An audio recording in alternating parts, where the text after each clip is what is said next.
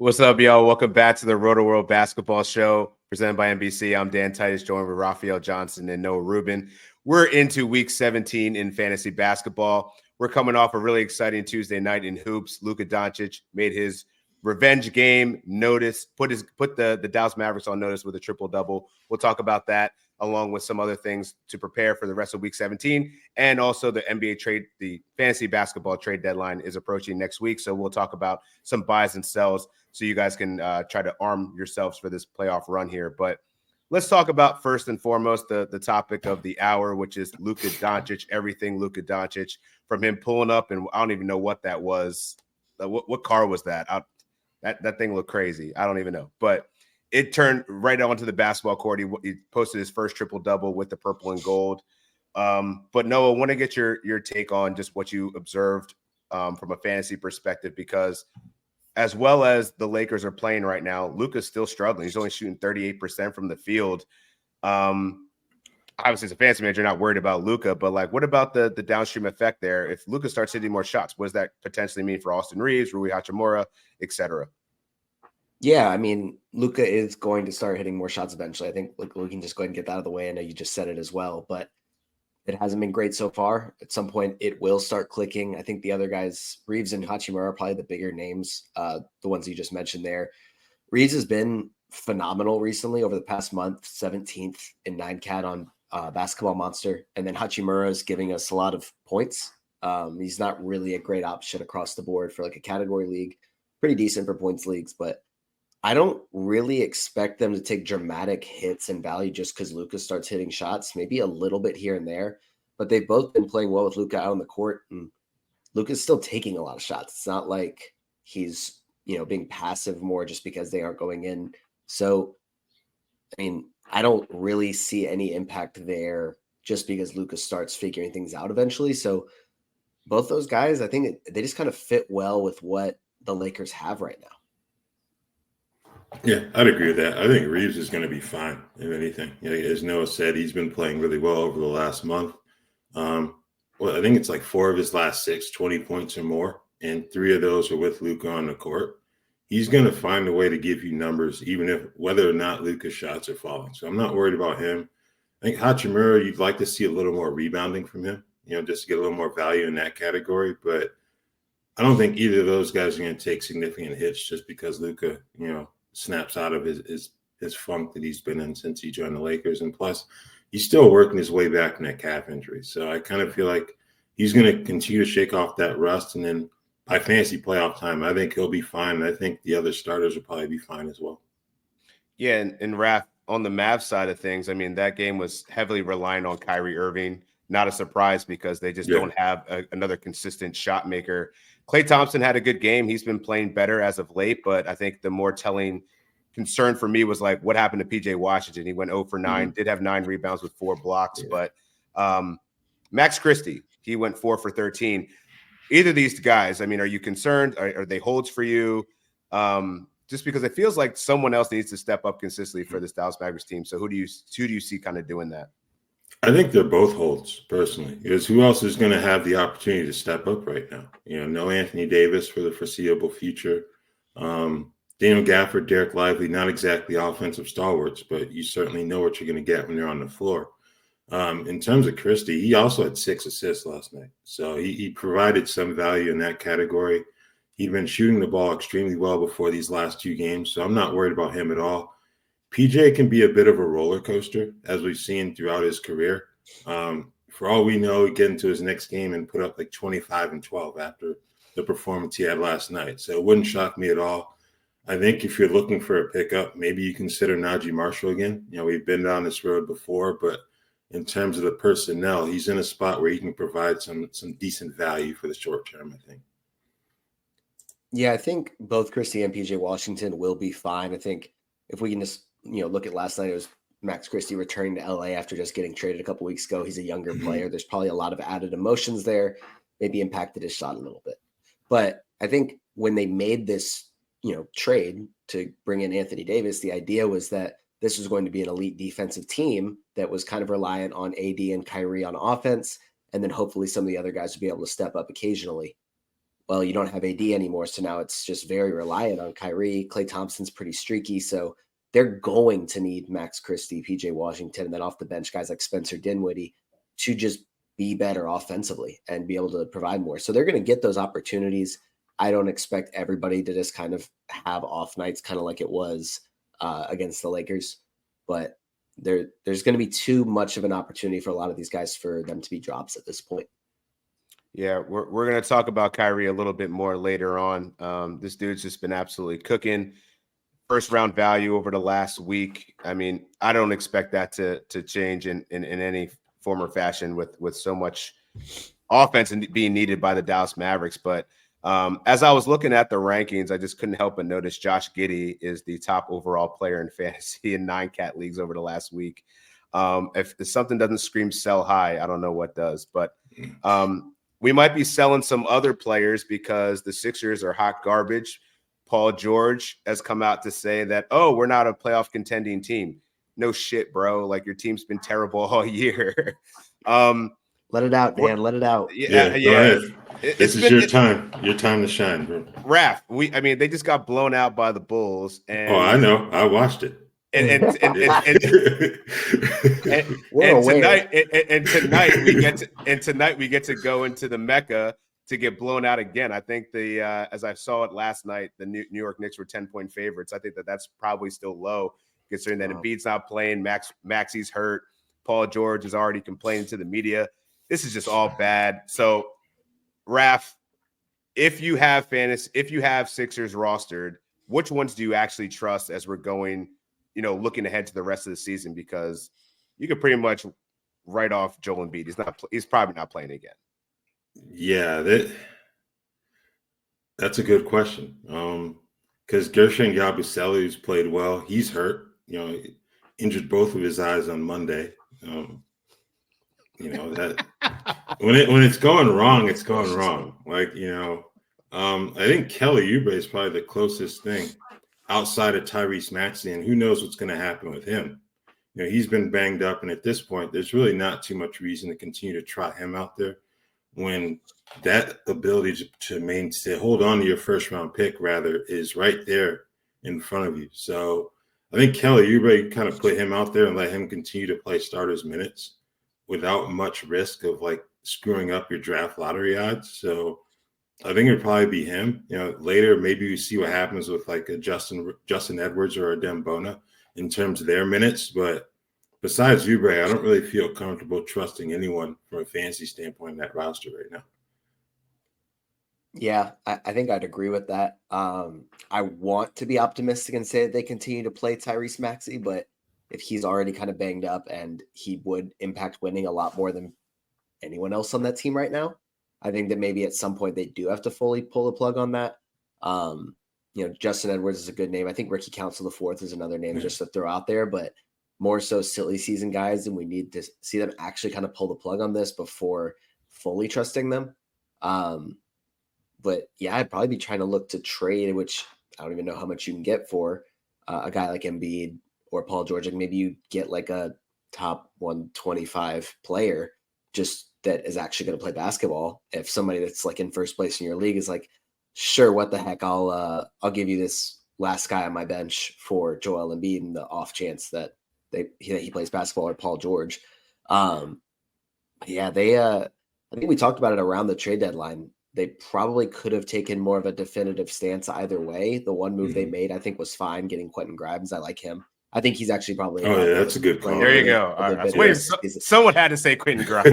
we were going to get there eventually, Dan. That just took us a few minutes to figure it out. But I think he's probably a pretty safe option because he's young enough and hasn't proven enough for them to shut him down, but he's still going to be a productive guy.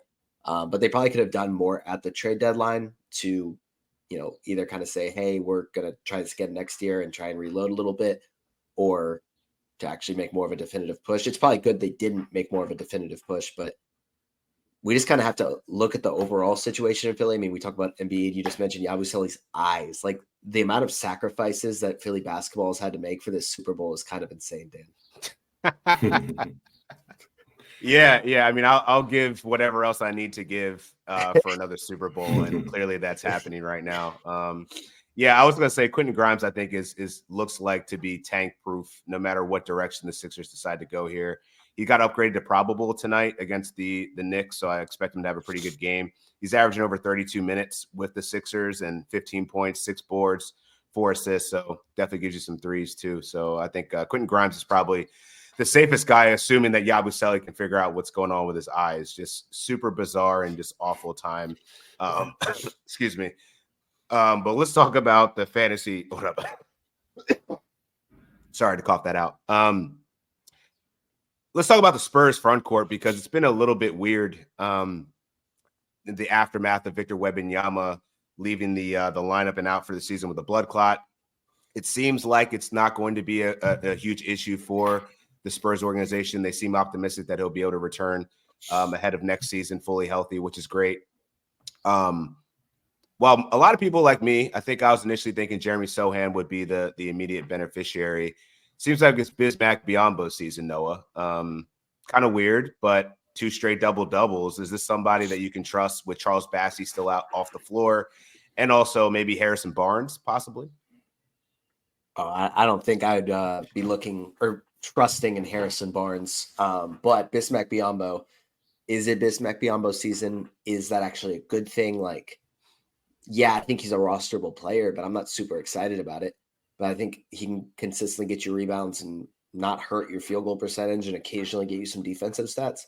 So, yeah, standard league guy, but not too much upside there. As far as some of the other guys, it was good to see Devin Vassell play a little bit better, but the shot has still been very, very iffy, but not a guy that I'm willing to give up on. I mean, maybe there are some people out there that are less optimistic about him as a player, but I think too highly of him in, dynasty formats for me to just totally drop him. Plus the opportunity should continue to be there. And I'm assuming at some point he just starts hitting more shots. Like, he's a very good shooter. So hopefully he figures that out. But the rotations have just been kind of weird at this point. I think they're kind of still teetering on, are they going to make a push for the postseason, or are they going to fully pull the plug and, maximize their lottery odds, try and get, another really talented player to add around Victor Wembanyama, which I think is probably the smart thing to do at this point, because if you make the postseason, you're not going to do anything without Wemby. So I'd like to see actually less Harrison Barnes and less Chris Paul, more Sohan, and more Stephon Castle, obviously. Look, man, unless you think there's like a groundswell of experience that can be gained from playing in a play-in game, there's no reason for them to go after this. Like, they're in a play-in a few years ago. I think the first year of the play-in, and they got blown out. Like that, and they haven't been close to the playoffs since. Obviously, that got them Victor Wembanyama. But I have a hard time believing when you have Chris Paul, you have Harrison Barnes, you have De'Aaron Fox, guys who played in the postseason, that they can't just impart that wisdom upon these younger players instead of keeping alive a situation that quite clearly isn't going to bear fruit. Like, that's not a playoff team. The way they were up big on the Pelicans last night and ended up losing, that's not a play-in team by any stretch. So Stephon Castle, I think he played 12 minutes on Tuesday. That's pretty crazy to me. Like, that, I know you can want guys to earn their keep and whatnot, but he's someone you're trying to figure out could potentially be a cornerstone alongside Wembanyama. He's got to play. He's got to play mid-20s and up, I think. So hopefully that changes. And as Noah noted, Devin Vassell scored 20 points, didn't shoot that well. That's been an issue, but you still got the volume last night. So I'm not willing to give up on him either. He's got the new contract in San Antonio, so they clearly see something in him. So, yeah, I'm not one of those people who says you could just rush and drop Devin Vassell, because quite frankly, where else are you going to turn with the state of that roster right now? Yeah, I'm just looking up trade options for Vassell because he's been outside the top. I mean, he's been outside just the top inside the top 200. Yeah, it hasn't been pretty. I mean, I think he's probably a guy I'd be looking to package with somebody else at the deadline, because I just don't trust his shooting profile from what we've seen this season.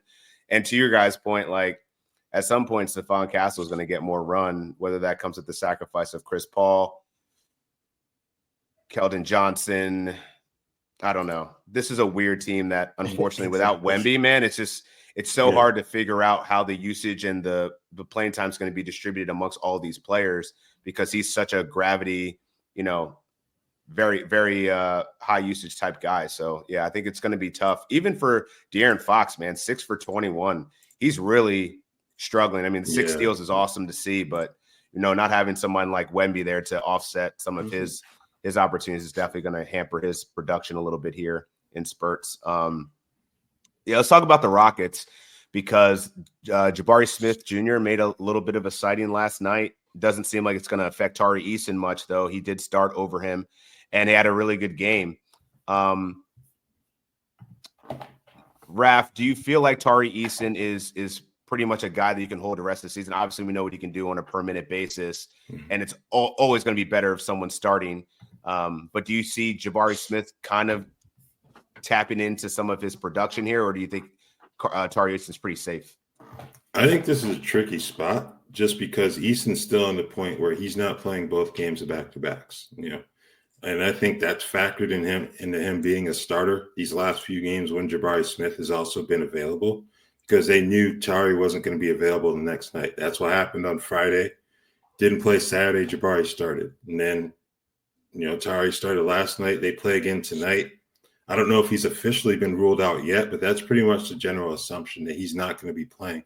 And they have another back-to-back to start next week. So I think Eason, in terms of what he gives you when he's on the court, is certainly safe for standard leagues. I would just strongly caution fantasy managers against throwing in the towel on Jabari Smith Jr. because I think there's still some talent there. He's going to play good minutes, whether he's starting or coming off the bench. So, yeah, I'm not ready to give up on him at all at this point. Yeah, I agree. I think both of them being available, obviously the back-to-backs impacts Eason, but both of them plus Dylan Brooks plus Amen Thompson, all of them being available, it kind of limits all of them a little bit, but not too much. I think they're all rosterable. Well, not Dylan Brooks, probably not a standard league guy, but not because of an opportunity. Like, he's going to see the minutes of a standard league fantasy-friendly player. But the way I look at Eason starting, another possible reason for it is that when Fred VanVleet comes back, Jabari Smith, I think, could be the guy that is coming off the bench. I guess I don't think that's fully decided yet, but it could be a reason why they would just want him to get adjusted to playing a reserve role. I think after he came off the bench in his first game back, they were asking him about it. I believe what he said was that he hadn't come off the bench since he was a freshman or sophomore in high school. Yeah. So that's an adjustment. Like, that takes time to get used to coming off the bench. So maybe it's like, okay, like, if this is going to be your role from now on, like, let's just keep you in it. And then when Fred VanVleet, is out, we'll start Eason. When Fred VanVleet comes back, he'll start. Tari will come off the bench when it's not a back-to-back. So I think it could just be about adjusting to that role, but I guess we won't really know for sure until everybody's healthy at the same time. And Noah, how do you feel about Amen Thompson when Fred VanVleet returns to the lineup? Because, I mean, it's pretty much unlocked a completely different player. He's averaging 37 minutes compared to 30 with VanVleet on the floor. His assists are up to 6 from 3. How do you kind of see that impact, his return impacting Amen Thompson, who's been, second round value for fantasy managers over the last month? Yeah, I mean, it probably a little bit, gets the minutes down to 33 or 34, gets the assists down 1 or 2. But I think the nice thing about having Fred VanVleet playing alongside this team is that he's not this ball dominant superstar at point guard. He can very much play without the ball in his hands. So I don't think that this is going to just totally take the ball away from Amen Thompson. They probably have really liked, obviously, like everyone has, what he's been able to do with it. So it's like, okay, Fred VanVleet, you can still be out there, but you're also a really, really good catch and shoot guy. So let's just keep the ball in Amen Thompson's hands and see just how good this guy can be and how far maybe he can take us in the postseason, because he's a budding superstar at this point. I wonder if Amen could potentially help Fred and Jalen Green from a efficiency standpoint, because their percentages aren't great shooting the ball. You have a creative guy in Amen Thompson on the floor. Maybe you can get them both cleaner looks if the ball is in his hands more once Fred returns. So, yeah, I agree with what Noah said. I think he's been outstanding, and I don't think we've even seen him scratch the surface of his full potential in Houston either. Yeah, I think he's going to go off tonight after getting ejected late for that flagrant 2. I don't know, man. The league is just so soft. It was an aggressive play, but come on, we toss him in the fourth quarter. Dan, that was a flagrant 2. There's no justice. Come on, man. Jordan rules. I mean, yeah. Thanks, Noah. Jordan rules. There were some fun ejections last night. Yeah, Musa Diabate and Quentin Post getting tossed out. It was like your parents get frustrated, like we're not dealing with this anymore, so both of you get out. That's what James Williams did basically. Like 25 seconds left.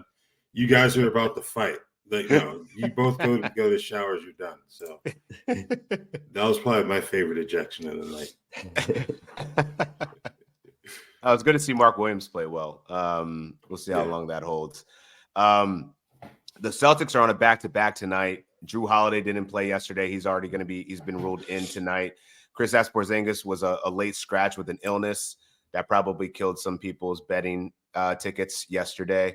But Jaylen Brown, I think, was probably the biggest news that came out of that game against the Raptors. He suffered a bone bruise. We don't know the prognosis. I doubt he's going to play tonight. He's already been listed as questionable. Raph, what does this do for someone like Payton Pritchard, a guy that's always been the next man up, leading favorite for sixth man of the year right now? This just solidifies his value in fantasy, right? Because with the way Boston is and when they're positioned in the Eastern Conference, I feel like this is where they're going to start giving a little bit of breaks, mixed in with coasting, mixed in with hey, we're still serious. And that's all good for Payton Pritchard. Yeah, he was already a standard league guy for a lot of people, so I don't think much changes there. Now it's a case, as you mentioned, with where they are in the standings. Maybe he has some appeal in shallow formats as we approach the fantasy playoffs, because it feels like he's going to be someone where, even though he's going to come off the bench, his minutes will be pretty secure. And so I think, if anything, this probably strengthens his standing in my eyes from a fantasy standpoint the rest of the season. But off topic, I do wonder if the Celtics are going to get fined for that Kristaps Porzingis situation, because that was a bit suspect. And Joe Mazzulla said after the game, he came down and it was like, we're just going to save him for tomorrow. And that happens after a lineup slot. Not that they really care about fantasy basketball, but as much money as the league brings in from sports betting, to have that happen after supposed lock time, I don't know, man.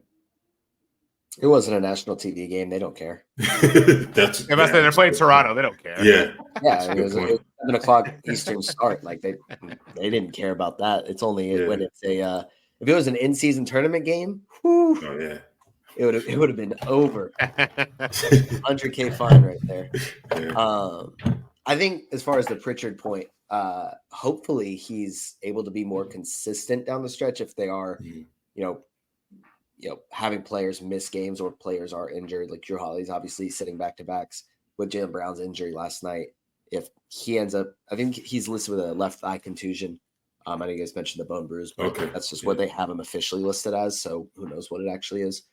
But if he's out, then obviously Pritchard is going to see more minutes. And the biggest issue for him this season has been consistency. It's when a star or starter in front of him is out, he scores 20 and plays 35 minutes. If everybody's healthy, he plays 15 minutes and scores 4 points. And it's frustrating for fantasy managers, especially as of late. So hopefully he will just have a more consistent role, because that would be great for his sixth man of the year case and just for fantasy managers to have him rostered. Yeah, and last point for Boston, if Jaylen Brown does miss, say, a week or two, is Sam Hauser anyone that you want to pick up in the absence of Jaylen Brown, or where do you guys kind of stand there? I think he's more of a specialist. Like if you need 3-point production, and even then it's kind of a roll of the dice for them. So yeah, if I need threes on a Sunday, I'll stream in Sam Hauser. No, I'm serious. If he started on a Sunday, that could either be true. Like Russ said, though, it's either a 1-3 or it's 7. So right, it's worth the dart throw to me. Yeah, definitely a matchup play. I feel that. Let's go from the hardwood to the links, though, for Ricky Fowler joining a host of stars on the PGA Tour as they travel to Florida to battle the Bear Trap at the Cognizant Classic. Make sure to check out the action in the Palm Beaches Saturday and Sunday at 3 p.m. Eastern on NBC and Peacock. All right, so for the rest of Week 17, man, there's one player that really stands out to me that I think might have short-term appeal, but then also some long-term appeal. That's Kyle Filipowski. It seems like Walker Kessler, he's active tonight, but who the hell knows, man? The Utah Jazz have been doing these roster gymnastics since it seems like December. John Collins hasn't played in a while. And every time Kyle Filipowski gets over 20, 25 minutes, he seems to produce. And there's some double-double appeal. His playmaking's been better. This is someone that I think needs to be rostered in more leagues. And I think, where is he at right now? I think he's still pretty low. Let me see, Kyle, where's he at? He's still 14%. So, yeah, go on and get Kyle Filipowski. I think he's going to be a late season winner. 14. Okay. I got him at 10, but yeah. Either way, as you say, he's certainly someone to target here.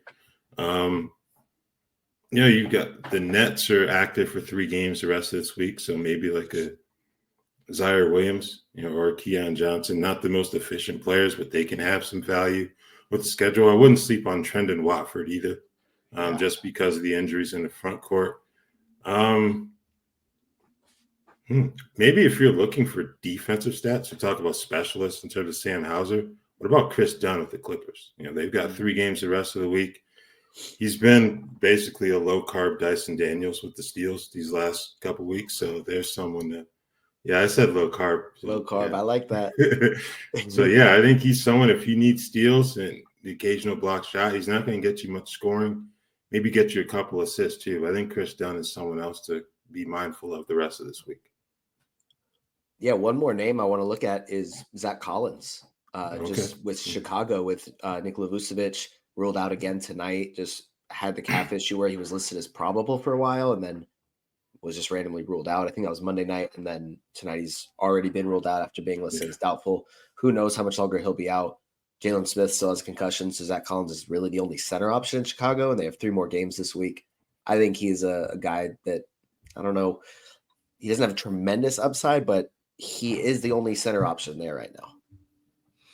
Yeah, that's a really good point. I would just throw out a couple other teams to target from. The Warriors to play on Thursday and Saturday, which are the 2 lighter slate days. So Buddy Hield, Brandon Podziemski's already out. I think he's up to 65% rostered now.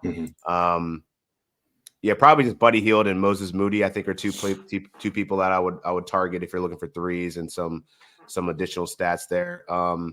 Also, the Dallas Mavericks, we talked about Najee Marshall earlier, Max Christie. I think those 2 guys, playing on Thursday and Saturday also have a nice little leg up. And then also, what's your guys' concern on LaMelo Ball here? Because he's not playing back-to-backs, and their roster is definitely looking light right now. So I think someone like Nick Smith Jr. has short-term appeal, but he's just so inefficient. It's hard to kind of count on him week to week. I wish we had some clarity on KJ Simpson. I think he's on a 2-way, so he's limited in terms of the number of games he can play the rest of the season. He played reasonably well against the Warriors on Tuesday, given the competition. So I would hope that he would get more time, between now and the end of the season. Because, look, man, there's really no point in LaMelo Ball being out on that court again this season. The gymnastics they can play at the injury reports, it's not going to do anything for him from a value standpoint. Say, look, just get him right for next season. I know we've been saying that the last 2 or 3 years with LaMelo, but I think he's another guy you're probably looking to, if you have him, you're probably trying to offload him, and you're probably going to have to take a discount to trade him in a fantasy trade at this point too. Yeah. I was going to say, that sounds like a great topic for what we're about to talk about. Sorry about that. I got ahead of myself. We can go back to that. But we need to add LaMelo to the list because as I'm going through the trade machine, just looking at it, I'm like, man, that discount's going to hurt. But it is what it is. You got to get someone that's actually going to play down the stretch here. So before we get into that, just going to talk about NBC Sports Now channel real quick. Watch the biggest names in sports talk, including Mike Florio, Dan Patrick, Dan Lebitard, and Matthew Berry, as they cover the biggest moments on and off the field each weekday on the NBC Sports Now channel. It is now available on Peacock and free on most streaming platforms. Learn more at NBCsports.com/now. So yeah, I think it was a really good segue to our trade discussion here. Is what is the value of LaMelo Ball right now? Noah, from a general standpoint, if you're in a very competitive league of people that pay attention to this all the time, they probably know that LaMelo is a huge risk, a huge value risk at the end of the season. So we were talking about a discount. How far of a discount could you take on LaMelo Ball that you feel confident and comfortable with it? I'm gonna throw out a couple names here. Okay. DeMar DeRozan, Josh Giddey, Norman Powell.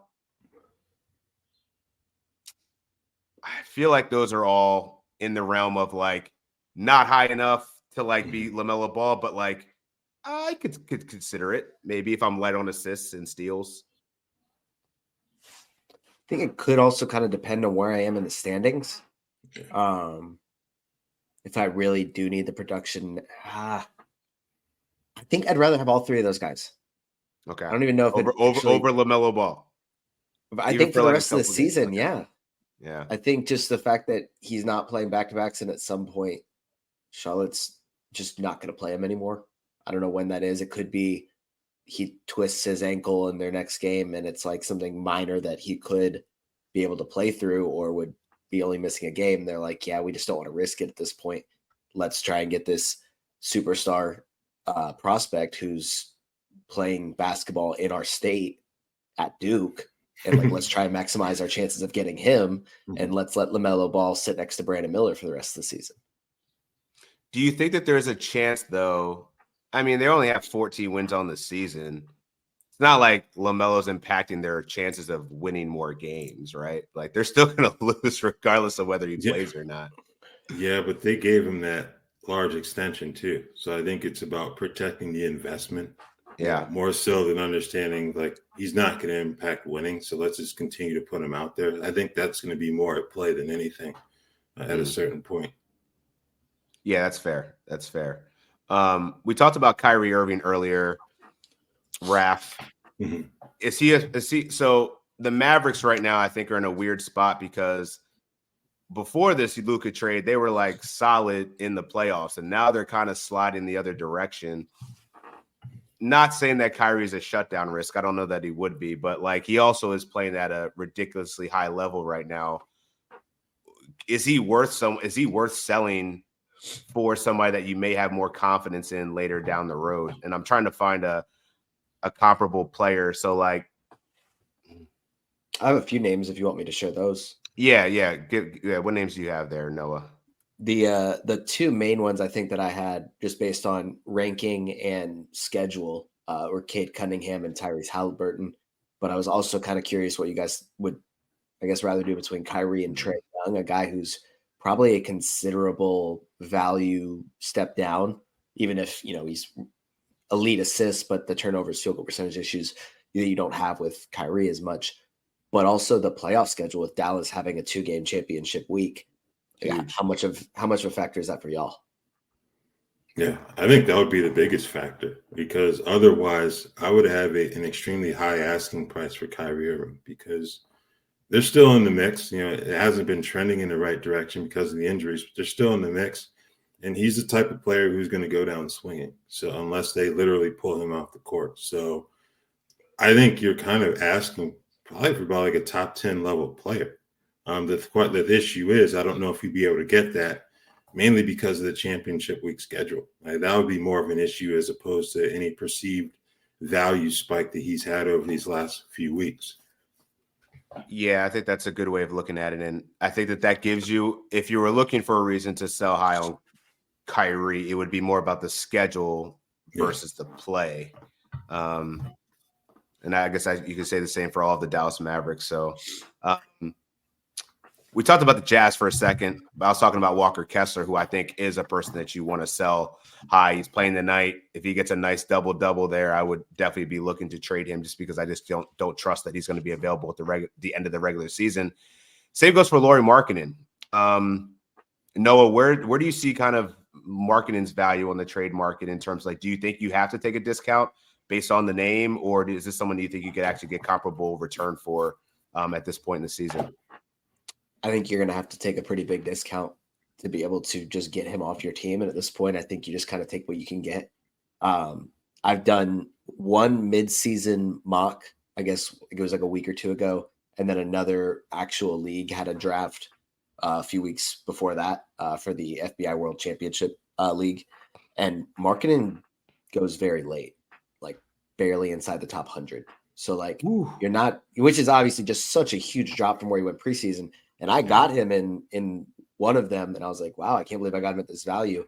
And then as I'm like having to take him out of my lineup because he's not playing and he's not giving me anything, I'm like, that's why everybody else was fine not drafting him. So I think you are going to have to take a pretty considerable discount in terms of name value and production from, I guess, expected production, because it's not going to be hard to find somebody that's playing better than Lauri Markkanen right now, because he's had a bad season overall. I think a couple of the names that I wrote down as possible targets, and you guys let me know what you think as far as whether you do this or not, but Jaden McDaniels, DeMar DeRozan, Zach LaVine, Brandon Pajemski, Asar Thompson, and then even a guy like a Kawhi Leonard who has a similar, I guess, availability issue, but isn't quite the shutdown risk that Markkanen is.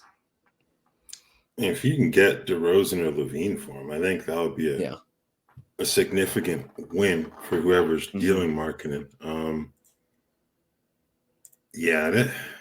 I was aiming lower. I was at like Denny Avdija. Yeah, as I don't even know if you like, because Zach and DeMar are both like top 50 caliber players right now. So yeah, maybe my expectations were a bit lofty there. Yeah, hey man, there's nothing. Hey, you got to get up the initial offer. You got to throw the initial Unless offer you ask, the answer is no, right? Maybe one of y'all, I have him in a league. Maybe y'all should trade. Yeah. I think Jokic is a pretty fair comp here. Like, I don't know. Maybe not. We're not advising you listeners to just throw out any trade offer out there, but it's a situation where if you can potentially get a player of that caliber for him who's going to be available, you should certainly try. But I think you're probably aiming like that 75 to 100 range in terms of what you would potentially get back in return for Markkanen, just because the availability, and like Noah said, he hasn't been productive when on the floor, or as productive as he had been in seasons past. Right. And we touched on it a little bit earlier with the Sixers situation and Joel Embiid likely going to be missing time. Who knows with Paul George? What does this mean for Tyrese Maxey, a guy that's been a first-round value all season long? Do you have any faith that he's going to ride this out? I mean, he's been pretty much their workhorse all year long. So, like, just knowing how he's been in terms of his approach to the game, his appreciation for it, I don't know. I feel like he could gut this out. But, Raph, do you think that this is someone that you might want to offload just in case the Sixers fully decide to tank? Yeah, because as much as I believe in Tyrese, I don't really believe in that front office. So, yeah, I don't know if you're going to get like a first-round caliber player. You're probably aiming at like a second or third-round production level. But you're going to have to take a discount. Not too big of a discount, but I don't think you're going to be able to get equal value for what he provides when he's on the court. But that's a risk you kind of have to take at this stage, I think. That's so tough, because I think if he plays out the season, that's potentially a top 5 guy. But there's also a chance that he gets shut down, or they just really manage his games. So I think it's one of the bigger risks that you take is trading him, and depending on what you get. I think when I was taking notes on this, I was of the mindset that he's going to play out this season. At least has a better chance than guys that can beat him, Paul George. And I was like, I don't know if, like, with the fact that those other stars aren't out on the court, we've seen what he has done at times this season. It's like, I really like that on my team.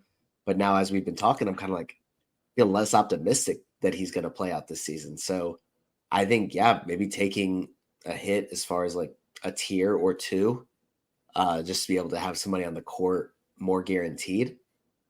That's probably something you have to do. How about Franz Wagner for Tyrese Maxey? Is that too low? Oh, man. I think it is for me, just because I'm like, what if Tyrese Maxey just plays it out?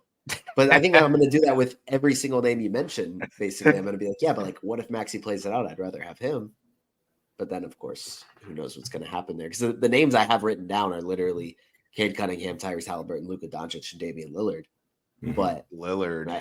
And I think you'd rather have all 4 of those guys just based off the sense that they're going to play and we're not entirely sure with Maxey. But if Maxey plays it out, those are the comparable guys. Mm-hmm. Yeah, that's the interesting part about this conversation, because I feel like outside of Kyrie and Tyrese Maxey, it's been like, oh, there's been some history of missing games or rest or whatever. Whereas like Kai and Maxey have just been doing their thing, and they're going to be the hubs of their offense. So it's like, do I really want to, get off of that right now? Like, this seems like the good time to be riding the wave, but it also could be a time where it's like, oh, are we predicting this? Are we sitting in the lighthouse looking at that thing about the crash? Like, oh snap, man, we got to get off this ride. It's a hard thing to decide, but I think it's definitely something I'm concerned. I have Tyrese Maxey shares. I have Kyrie Irving shares, and I can relate if you guys are in this fantasy predicament, for sure. So similarly, let's talk Scottie Barnes. He's another guy that is on a tanking situation. Doesn't look like Brandon Ingram's coming back. How do we feel about him the rest of the season? And is this someone that you would be willing to trade? I think he is a guy I'd be willing to trade. Doesn't have a great playoff schedule. It's not quite the 2-game week that Dallas has, but I think it's 4-3-3. So I'd be trying to get extra games, honestly. I feel like we've not talked about some of these guys for every single player, but Zach LaVine, DeMar DeRozan are, I think, pretty good players.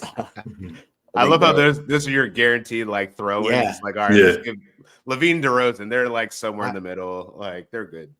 I just have struggled, I think, in every single ranking I've ever done on like where to put them, and so they're just kind of my like wild cards, I think. But Jimmy Butler's another name that I think I would take a look at. That's similar value. I have no idea like what his trade value would actually look like, but as far as like his production value, I think you're thinking of him in like a relatively similar way to Scottie Barnes, even though Scottie Barnes, his production has been a little down recently. What about Desmond Bane? Like, you're going to take a hit in the rebound and assist categories, a little bit in the scoring too, but the percentages are superior. So I think he can kind of give you a boost in those categories. Similarly placed in the rankings, but I think he's someone else maybe consider for Scottie Barnes. And with Memphis being in the West, I don't know what their playoff schedule is, but he's in a situation where he's clearly going to play the rest of the way here because they're fighting for seeding right now. So that's a good point. Yeah, I think Desmond Bane's been kind of a buy low for most of the season. Now might be a time to do it. Ja Morant is struggling from the field. Bane and Jaren Jackson Jr. have really just been rising the tides there. But yeah, I like Desmond Bane a lot. I think that's a good fair trade. You're not going too far down in terms of value. It's like, a round or two away. And you're betting on the upside of. Sorry about that. I didn't mean to cut you off, but from a schedule standpoint, Memphis is 3-3-4 through weeks 20 through 22. So. Oh, another reason not to trade Tyrese Maxey. Sixers schedule's 4-4-4 in the playoffs. So you think he's going to be out there? We might be pulling him off the block, man. I don't know.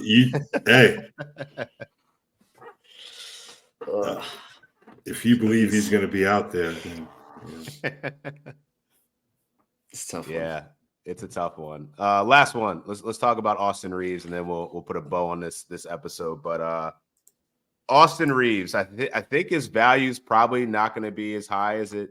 I mean, the rest of the season, maybe he holds this stature with the Lakers, but I gotta feel like something's gonna dip at some point once Luka catches fire. So, like, how much can you aim high for Austin Reaves right now? Trying to pull up some trades here, see what we're getting for him. But no, I know you. Aside from DeMar DeRozan and Zach LaVine, who else do you got for Austin Reaves?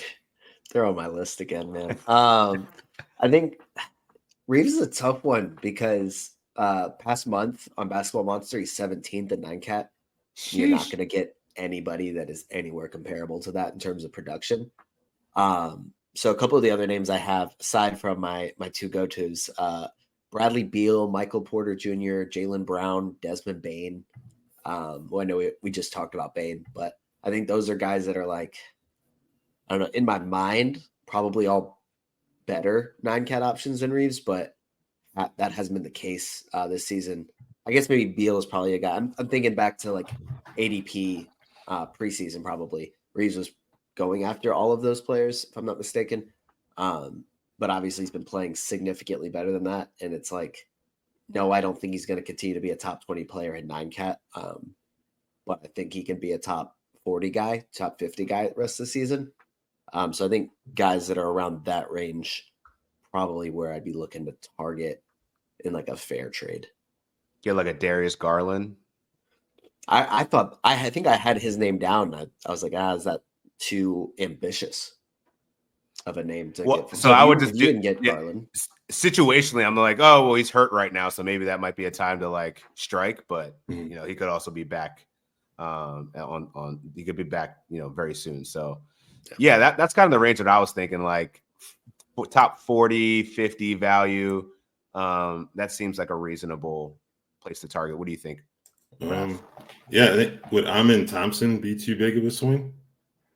Yeah, I'm not giving up Amen Thompson for Austin Reaves. I didn't see. It probably is too big of a swing to take. That he's been a top 30 player over the last month. I was kind of wondering if he could potentially play off of the VanVleet return and maybe use that as an argument. You know, I like that. Not that I necessarily believe it. I think Amen's going to be fine either way. But if you're a manager sitting there with Austin Reaves, maybe you could potentially sell that as a reason to make the move. Do you think it's too far-fetched to go like someone that's not particularly good in 9-cat leagues, Paolo Banchero? Because if you look at it, like, I mean, it depends on the build, of course, right? But if you're talking about pure numbers, you could probably, I don't know, some guy could look at Paolo Banchero and be like, oh, this guy is not playing well right now. But, I mean, he's also going to still give you 25 and 5 easily. I feel like that's a trade I would make if I had Banchero and I was trying to get Reaves. Like, I don't think I would offer up Reaves for Paolo Banchero. It's just crazy in like actual basketball parlance, but fantasy, it's not crazy at all to say that, I don't think. Yeah, Paolo hasn't been great, man. That's Franz's keep shooting those now. mid ranges. Yeah. Man. Any parting words, guys? Any other thoughts on like trade, sell high, guys? People you guys are targeting for? I mean, we're all in the same league here in an industry pickup, so I know we can't tip our hand too much, but don't be surprised if see a couple people sliding the DMs over the course of the next week here. If you want to make an offer, man, feel free to send me one. I got to get LaMelo Ball off my roster, man. So we'll see what at least we had some conversation around it today. I have Max Christie. Ooh, all right. I like Max Christie. I don't know if I like him for LaMelo Ball, but we can talk. So just for a reminder for everyone, week 18 is the default fantasy trade deadline for Yahoo. So if you're playing on Yahoo, make sure you're aware of that. Next Thursday, that will be the deadline. Until then, we'll see you next week. For Raphielle Johnson, Noah Rubin, and Dan Titus, we out.